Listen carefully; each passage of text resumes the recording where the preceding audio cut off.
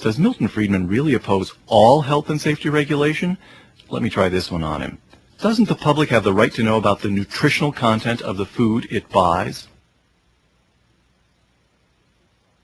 Obesity is a big problem in this country. Yes, indeed. But up until recent years, it was very tough for a dieter to pick up a package in the grocery store and figure out what the ingredients were, what the carbohydrate content is, the fat calories, and so on and so forth. So the government imposes quite modest rules for posting the nutritional values on packages in the grocery store. Now you can pick and say, this has so much fat, this has less fat, I'll buy this. Now isn't that a modest and completely acceptable government intervention? But let's keep going. All right. And the government also prevents useful information from being passed on. Let me give you the simplest example. All right. Aspirin.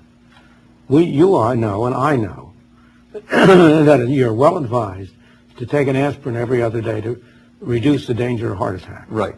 But that's not allowed to be stated on an aspirin package. On account of? FDA prohibits it. They control the information that can be stated on a label.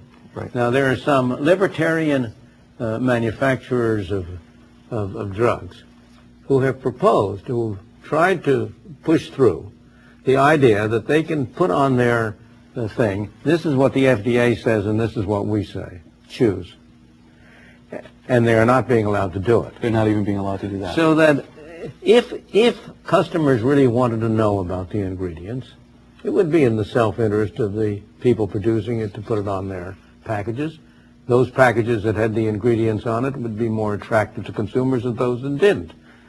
But now, it's always a mystery to me why people think that some experts in a Washington office who don't know you, don't know me, don't know our children, know better than you and I do what we want to have on our packages and what we want our children to know. Once again, on balance, get rid of the FDA. Absolutely. Get rid of these government regulations. Absolutely. The FDA initially had the requirement to assure the safety, but not the efficacy, of the drugs that they approved. With the so-called Kefauver amendments that came in as a result of thalidomide, which you brought up, the FDA expanded its mandate that it is required to assure both the safety and the efficacy of the drugs. And that has enormously raised the cost of getting drugs approved.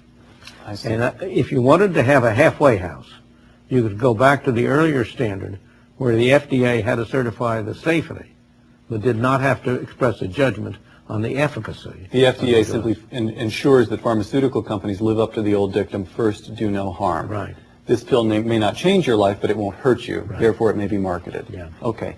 Now, let me move to another case, and this one I think is pretty tough, Milton, for a libertarian. All right? So you're allowed to take a deep breath before I hit you with this one if you want to.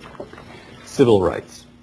What do you mean by civil rights? What I mean by civil rights is to take a raw case, the South, under Jim Crow, in the 1950s. But that was a case of government, of too much government. It not was? Too little government. Well, I thought the South in those days, they had relatively low tax rates, relatively low regulation. No, but the government provided for a separation.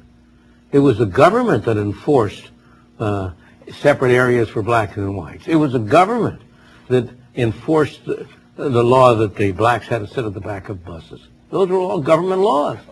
In the absence of those government laws, it wouldn't have taken place? In other words, in the absence of government laws, you would have had a gradual development. It would have taken place somewhere and not otherwhere.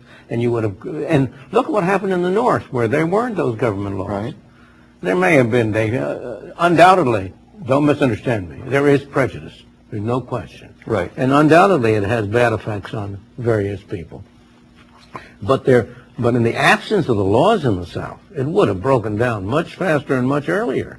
That's, if you could cite any case for libertarianism, that's it. All right.